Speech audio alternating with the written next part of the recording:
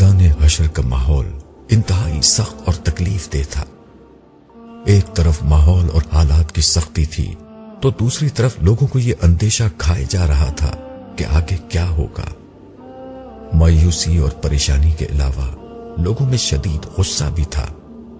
یہ غصہ اپنی ذات پر بھی تھا اور اپنے لیڈروں اور گمراہ کرنے والے رہنماؤں پر بھی تھا۔ چنانچہ جو لیڈر اپنے پیروکاروں کے ہاتھ آ جاتا وہ بے دریغ اس کی پٹائی شروع کر دیتے۔ یہ گویا عذاب سے قبل ایک نوعیت کا عذاب تھا۔ ایسے تماشے اس وقت میدان حشر میں جگہ جگہ ہو رہے تھے۔ پیروکار اپنے لیڈروں کو، اصاغرین اور اپنے اکابرین کو، عقیدت مند اپنے علماء اور درویشوں کو بے دردی سے پیٹ رہے اور اپنا غصہ نکال رہے تھے۔ مگر اب کیا فائدہ؟ البتہ اس طرح پریشان اور افسردہ حال لوگوں کو ایک طرح کا تماشا دیکھنے کو ضرور مل رہا تھا۔ ہم اس طرح کے تماشے دیکھتے ہوئے آگے بڑھتے رہے۔ راستے میں میں نے صالح سے کہا، میں تو یہ سوچ کر پریشان ہوں کہ دنیا میں کچھ دیر کی لوڈ شیڈنگ اور گرمی سے ہماری حالت انتہائی ابتر ہو جاتی تھی۔ یہاں تو اتنا طویل عرصہ ہو چکا ہے مگر لوگوں کو اس مصیبت سے نجات نہیں مل رہی۔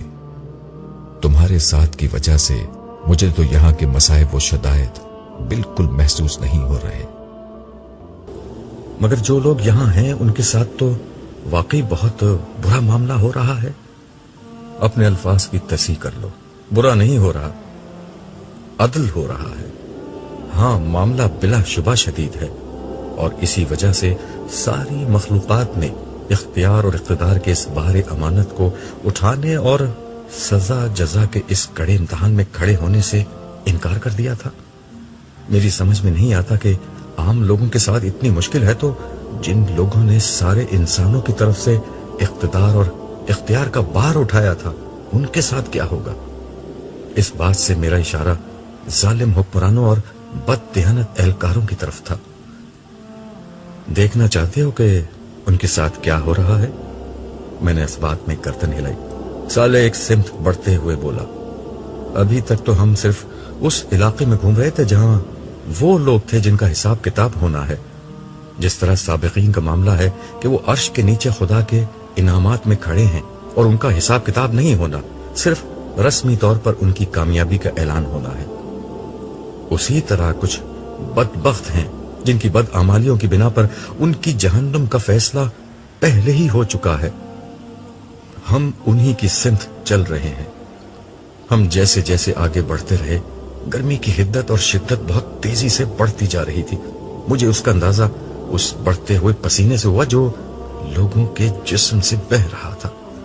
لوگوں کے جسموں سے پسینہ قطروں کی صورت میں نہیں بلکہ دھار کی شکل میں بہ رہا تھا، مگر زمین اتنی گرم تھی کہ یہ پسینہ تپتی زمین پر گرتے ہی اس میں جذب ہو جاتا۔ پیاس کے مارے لوگوں کے ہونٹ باہر نکل آئے تھے اور وہ کسی طعن زدہ اور پیاسے اونٹ کی طرح ہانپ رہے تھے، مگر پانی کا یہاں کیا سوال۔ ان کے چہروں پر پریشانی سے کہیں زیادہ خوف کے سائے تھے۔ یہ خوف کس چیز کا تھا یہ بھی تھوڑی ہی دیر میں معلوم ہو گیا۔ اچانک لوگوں کے درمیان ایک عجیب ہلچل مچ گئی۔ لوگ ادھر ادھر بھاگنے لگے۔ مجمع چھٹا تو دیکھا کہ ایک آدمی کے پیچھے 2 فرشتے دوڑ رہے ہیں۔ یہ ویسے ہی فرشتے تھے جیسے عرش کے سائے کی طرف جاتے ہوئے ہمیں نظر آئے تھے۔ ایک کے ہاتھ میں آگ کا کوڑا تھا اور دوسرے کے ہاتھ میں ایسا کوڑا تھا جس میں کیلیں نکلی ہوئی تھی۔ وہ آدمی ان سے بچنے کے لیے سر توڑ کوشش کر رہا تھا، مگر یہ فرشتے اس کا پیچھا نہیں چھوڑ رہے تھے۔ صاف نظر آ رہا تھا کہ فرشتے جان بوجھ کر اسے تھکا رہے ہیں۔ وہ اس کے قریب پہنچ کر اسے ایک کوڑا مارتے اور کہتے جا رہے تھے کہ اے حکمران، اٹھ اور اپنی مملکت میں چل۔ کوڑا پڑتے ہی وہ شخص چیختا چلاتا گرتا پڑتا بھاگنے لگتا، پھر وہ فرشتے اس کے پیچھے دوڑنے لگتے۔ مجھے ان موصوف کا تعارف حاصل کرنے کے لیے زیادہ انتظار نہیں کرنا پڑا۔ صالح نے خود ہی بتا دیا، یہ تمہارے ملک کے سربراہ مملکت ہیں۔ کچھ ہی دیر میں سربراہ مملکت آگ اور کیلوں والے کوڑے کھا کر زمین بوس ہو چکے تھے، جس کے بعد فرشتوں نے انہیں ایک لمبی زنجیر میں باندھنا شروع کیا، جس کی کڑیاں آگ میں دہکا کر سرخ کی گئی تھیں۔ سربراہ مملکت بے بسی سے تڑپ رہے اور رحم کی فریاد کر رہے تھے، مگر ان فرشتوں کو کیا معلوم تھا کہ رحم کیا ہوتا ہے۔ وہ بے دردی سے انہیں باندھتے رہے۔ جب ان کا پورا جسم زنجیروں سے جکڑ گیا تو اتنے میں کچھ اور فرشتے آ گئے۔ پہلے فرشتے ان سے بولے، ہم نے سربراہ مملکت کو پکڑ لیا ہے، تم جاؤ اور ان کے سارے حواریوں اور درباریوں، خوشامدی اور ساتھیوں کو پکڑ لاؤ جو اس بدبخت کے ظلم اور بدعنوانی میں شریک تھے۔ چنانچہ مجمع میں بڑے پیمانے پر وہی ہلچل، بھاگ دوڑ اور مار پیٹ شروع ہو گئی۔ تھوڑی دیر میں ایک گروہ کثیر جس میں وزراء، عمرا، مشیر، بیوروکریٹس، وڈیرے، جاگیردار، سرمایہ دار اور ہر طرح کے ظالم جمع تھے، گرفتار ہو گیا۔ اس کے بعد ان فرشتوں نے سب کو سر کے بالوں سے پکڑ کر چہرے کے بل گھسیٹنا شروع کر دیا۔ وہ ہمارے قریب سے گزرے تو ان کی کھالوں کے جلنے کی بدبو ہر طرف فضا میں بکھری ہوئی محسوس ہوئی۔ اس بدبو کا احساس ہوتے ہی صالح نے میری کمر پر ہاتھ رکھا تو میری جان میں جان آئی۔ وہ ان کو ہمارے سامنے سے کھینچتے ہوئے مزید بائیں جانب لے گئے۔ میں ان کے گھسیٹے جانے کے سبب زمین پر بن جانے والی لکیروں اور ان پر پڑے خون کے دھبوں کو دیکھتا رہا جو ان کے جسموں سے رس رہا تھا۔ یہ عبرتناک منظر دیکھ کر بے اختیار میرے لبوں سے ایک آہ نکلی۔ میں نے دل میں سوچا، کہاں گیا ان کا اقتدار؟ کہاں گئے وہ عیش و عشرت کے دن؟ کہاں گئے وہ عالی شان محل، مہنگے ترین کپڑے، بیرونی دورے، شاندار گاڑیاں، عظمت، کر و فر اور شان و شوکت؟ ان لوگوں نے کتنے معمولی اور عارضی مزوں کے لیے کیسا برا انجام چن لیا۔ صالح بولا، یہ سب ظالم، کرپٹ اور عیاش لوگ تھے جن کی ہلاکت کا فیصلہ دنیا ہی میں ہو چکا تھا۔ تاہم یہ ان کی اصل سزا نہیں، اصل سزا تو جہنم میں ملے گی۔ جس طرف فرشتے انہیں لے جا رہے ہیں وہاں سے جہنم بالکل قریب ہے۔ اسی مقام سے انہیں حساب کتاب کے لیے لے جایا جائے گا، جہاں ان کی دائمی ذلت اور عذاب کا فیصلہ سنایا جائے گا۔ پھر انہیں دوبارہ بائیں طرف لایا جائے گا، جہاں سے گروہ در گروہ انہیں جہنم میں ڈال دیا جائے گا۔ حساب کتاب کے ذکر سے مجھے بے اختیار وقت کا خیال آیا تو میں نے صالح سے پوچھا، صالح، رسول اللہ صلی اللہ علیہ وسلم کی دعا کو قبول ہوئے طویل عرصہ گزر گیا ہے، مگر اب تک یہ حساب کیوں نہیں شروع ہوا؟ یہ تم سمجھتے ہو کہ طویل عرصہ ہوا ہے۔ میدان حشر میں وقت بہت آہستگی کے ساتھ گزر رہا ہے، جس کی بنا پر یہ طویل عرصہ لگتا ہے، مگر عرش تلے بہت ہی کم وقت گزرا ہے۔ تم جاننا چاہتے ہو کہ اتنا وقت بھی بہرحال کیوں لگ رہا ہے؟ تمہیں نے بتایا تھا کہ جن لوگوں کو معاف کیا جانا ہے اس سختی کو ان کی معافی کا ایک عذر بنا دیا جائے گا۔ ہاں، یہ ایک وجہ ہے، مگر دوسری وجہ لوگوں کو یہ احساس دلانا ہے کہ یہاں سارا اختیار اللہ کے ہاتھ میں ہے۔ بات یہ ہے عبداللہ، انسانوں نے اپنے کریم اور مہربان آقا کی قدر نہیں کی۔ آج وہ آقا لوگوں کو یہ احساس دلا رہا ہے کہ انسان کس درجے میں اس کے محتاج اور اس کے سامنے بے وقت ہے۔ اس کی طاقت و عظمت کا پہلا اظہار قیامت کا دن تھا، جب انسانوں کی دنیا برباد ہو گئی اور ان کا سب کچھ تباہ ہو گیا تھا۔ انسان کی ساری طاقت اسے قیامت کے ہولناک حادثے سے نہیں بچا سکی۔ دوسرا موقع آج حشر کا دن ہے، جب سب کو معلوم ہو چکا ہے کہ خدا کے سامنے کسی کی کوئی وقت نہیں ہے۔ تیسرا موقع اب آ رہا ہے، یعنی حساب کتاب کا، جب اللہ تعالیٰ براہ راست آسمانوں اور زمین کا کنٹرول اپنے ہاتھ میں لے لیں گے۔ تو کیا ابھی تک ایسا نہیں ہوا؟ نہیں، ابھی تک ایسا نہیں ہوا۔ ابھی تک نظام کائنات بظاہر فرشتے چلا رہے ہیں اور اللہ تعالیٰ صرف ان کو احکامات دے رہے ہیں۔ تھوڑی دیر میں وہ سارے معاملات براہ راست خود سنبھال لیں گے، تاکہ جنوں، انسانوں اور فرشتوں سمیت ہر مخلوق جان لے کہ سارا اختیار اور اقتدار صرف اللہ ہی کے ہاتھ میں ہے۔ सरेदस्त सारे आसमानों में बिखरी हुई कायनात जो लामुतनाही फासलों पर फैली हुई थी, उसको समेटा जा रहा है। तुम्हें तो मालूम है कि पिछली दुनिया में ये कायनात लम्हा ब लम्हा फैल रही थी। अब अल्लाह के हुक्म पर फासले सिमट रहे हैं और ये बेशुमार कहकशाएं, सितारे और सैयारे जो पूरी कायनात में फैले हुए हैं, दोबारा करीब आ रहे हैं। ऐसा क्यों है? मैंने हैरत से पूछा। ये इसलिए है कि अल्लाह ताला इन सबको अहले जन्नत में बतौर इनाम तकसीम कर देंगे। फिर उन जगहों पर अल्लाह के इनाम याफ्ता बंदों की बादशाही और इख्तिदार कायम हो जाएगा। कायनात को वापस समेटने का अमल ही वो चीज है जिसे कुरान करीम ने आसमानों को खुदा के दाहिने हाथ पर लिपेट लेने से ताबीर किया है। फिर सालेह ने आसमान की तरफ नजर की। उसकी पैरवी में मैंने भी ऊपर देखा। सूरज बदस्तूर दहक रहा था। मैंने पहली दफा यह बात नोट की कि चांद भी सूरज के करीब मौजूद था, मगर वो बेनूर हो चुका था और बहुत आहिस्तगी के साथ सूरज की तरफ बढ़ रहा था। यह देखकर साले ने कहा, आज आसमान और जमीन बदलकर कुछ से कुछ हो चुके हैं। जमीन फूलकर बहुत बड़ी हो चुकी है और यूं उसके रकबे में कई गुना इजाफा हो चुका है। मुझे याद है कि जमीन का कतर 25,000 किलोमीटर था, मगर अब इसमें कई गुना इजाफा हो चुका है। साथ ही ये जमीन अब इससे कहीं ज्यादा हसीन और खूबसूरत है जितनी पहले थी। इसराफील ने 2 दफा सूर फूंका था। पहली दफा सब कुछ तबाह हो गया था, जबकि दूसरे सूर पर इंसानों को जिंदा कर दिया गया। इन दोनों के बीच में अल्लाह ताला के हुक्म से जमीन बड़ी हुई और फरिश्तों ने इस पर अहले जन्नत के लिए आला तरीन घर, महलात, बागात और उनके सुकून और तफरी के लिए बेहतरीन चीजें और तुम्हारे लिए नाकाबिल तसव्वुर हद तक हसीन एक नई दुनिया बना दी है। हर जन्नती को उसका घर इसी जमीन में दिया जाएगा और उसे रहने बसने के लिए बड़े बड़े रकबे दिए जाएंगे। जमीन के वसत में दहकते हुए आतिश फिशाओं और खौलते पानी के चश्मों के दरमियान में अहले जहन्नुम का ठिकाना होगा। मैंने उसकी बात का खुलासा करते हुए कहा, तुमने जो कुछ कहा है कुरान करीम के बयानात से मुझे इसका पहले ही अंदाजा था। कुरान करीम के बयान से यह मालूम होता है कि जमीन के वारिस खुदा के नेक बंदे होंगे और सतह जमीन जन्नत में बदल दी जाएगी, जहां अहले जन्नत का ठिकाना होगा। जमीन के बीच में अहले जहन्नुम होंगे, जबकि आसमानों में मौजूद सितारे और कहकशाएं बतौर इनाम वो बादशाही अहले जन्नत में तकसीम होंगे। वैसे उनमें क्या होगा, उसकी तफसील दरबार वाले दिन सामने आएगी।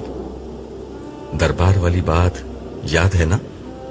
हाँ, तुमने बताया था कि हिसाब किताब के बाद अहले जन्नत की अल्लाह ताला के साथ जो नशस्त होगी उसका नाम दरबार है। उस नशस्त में तमाम अहले जन्नत को उनके मनासिब और मकामात रस्मी तौर पर तफवीज किए जाएंगे। ये लोगों की उनके रब के साथ मुलाकात भी होगी और मुकर्रबीन की इज्जत अफजाई का मौका भी होगा। हाँ, उस रोज इनाम भी दिया जाएगा और काम भी बताया जाएगा। इतनी देर में बेनूर चांद सूरज में जम हो चुका था। ये देखकर सालेह बोला, आसमान पर मौजूद निशानियां बदल रही हैं।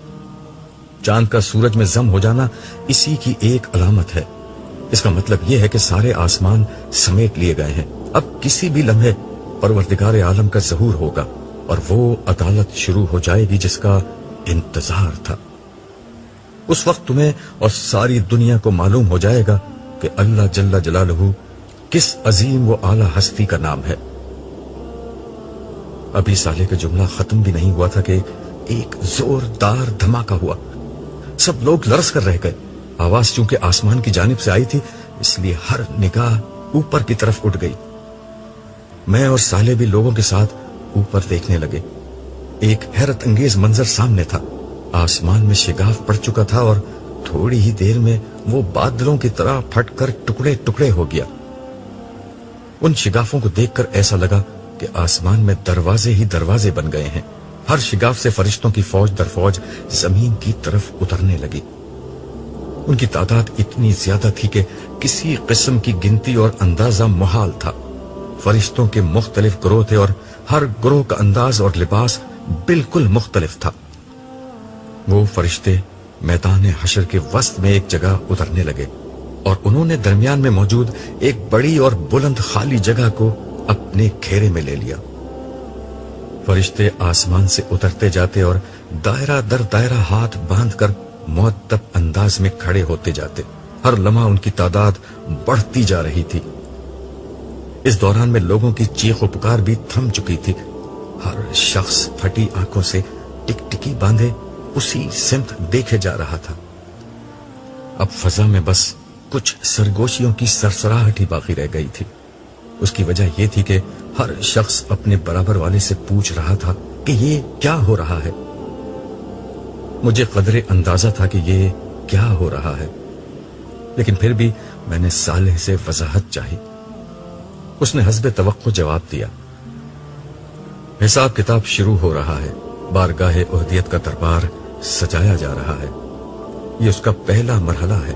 فرشتے مسلسل اتر رہے ہیں اور کافی دیر تک اترتے رہیں گے۔ اس کے بعد سب سے آخر میں حاملین عرش اتریں گے۔ تم تو ان سے مل چکے ہو۔ وہ اس وقت 4 تھے، اب 4 مزید ان میں شامل ہو جائیں گے۔ کل 8 فرشتے عرش الہی کے ساتھ نازل ہوں گے۔ عرش الہی، میں نے زیر لب ان الفاظ کو دہرایا۔ صالح نے مزید وضاحت کرتے ہوئے کہا، تم تو سمجھ سکتے ہو، اللہ تعالیٰ عرش پر بیٹھتے نہیں ہیں، وہ اس طرح کے تمام انسانی تصورات سے پاک ہیں۔ یہ عرش اصل میں مخلوق کے رجوع کرنے کی جگہ ہے، جیسے دنیا میں بیت اللہ ہوا کرتا تھا بطور قبلہ۔ اللہ کے گھر کا مطلب یہ نہیں تھا کہ اللہ تعالیٰ وہاں رہتے تھے، لیکن انسان اس کی طرف جب رخ کرتا تھا تو اس کے لیے وہ ایک مقام رجوع بن جاتا تھا۔ اسی طرح آج عرش الہی کے ذریعے سے لوگ اللہ تعالیٰ کے ساتھ مکالمہ کریں گے۔ میں نے پوچھا، گویا لوگ اللہ تعالیٰ کی بات سنیں گے؟ صالح نے کہا، ہاں، ویسے ہی جیسے حضرت موسیٰ نے طور کی وادی میں ایک درخت کے اندر سے اللہ تعالیٰ کی آواز آتے ہوئے سنی تھی۔ اور ہاں عبداللہ، ایک بہت خاص بات بھی سن لو۔ میں پوری طرح متوجہ تو تھا ہی، لیکن اب یکسوئی سے اسے دیکھنے لگا۔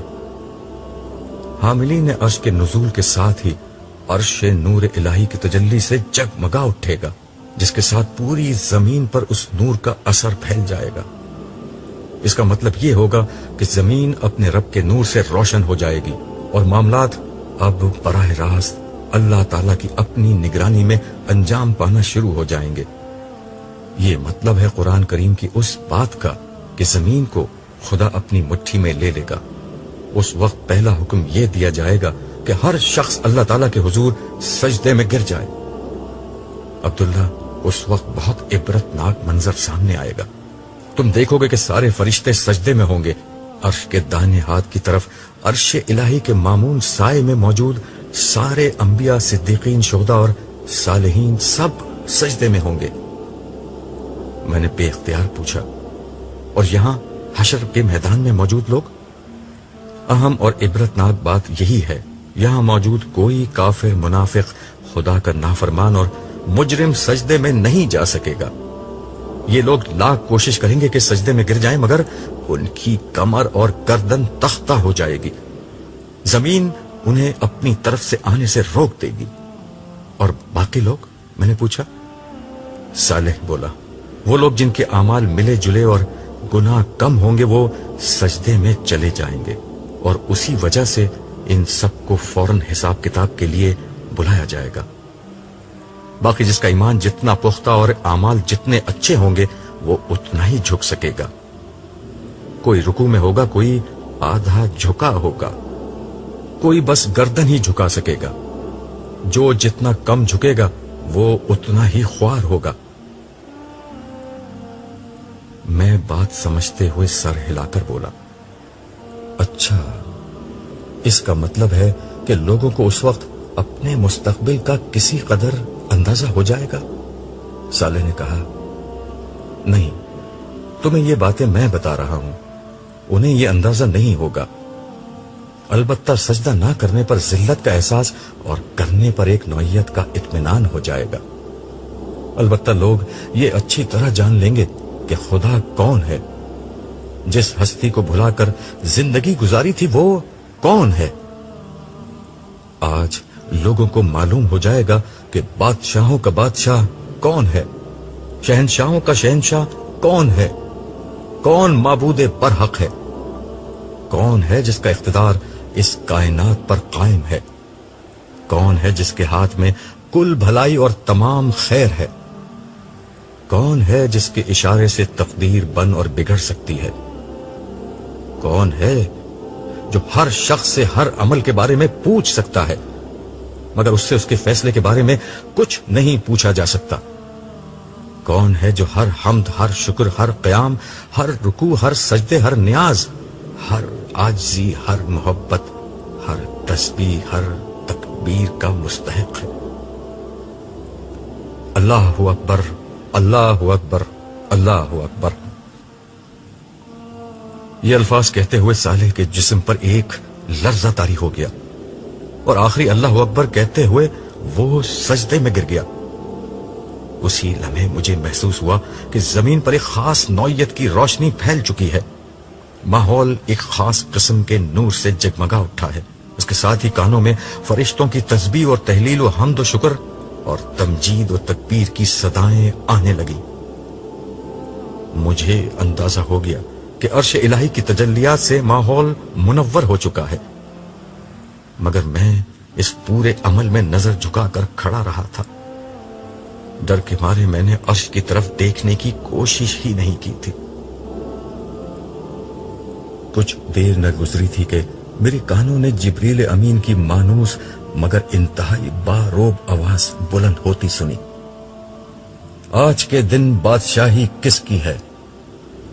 جواب میں سارے فرشتے پکار اٹھے، تنہا غالب رہنے والے اللہ کی۔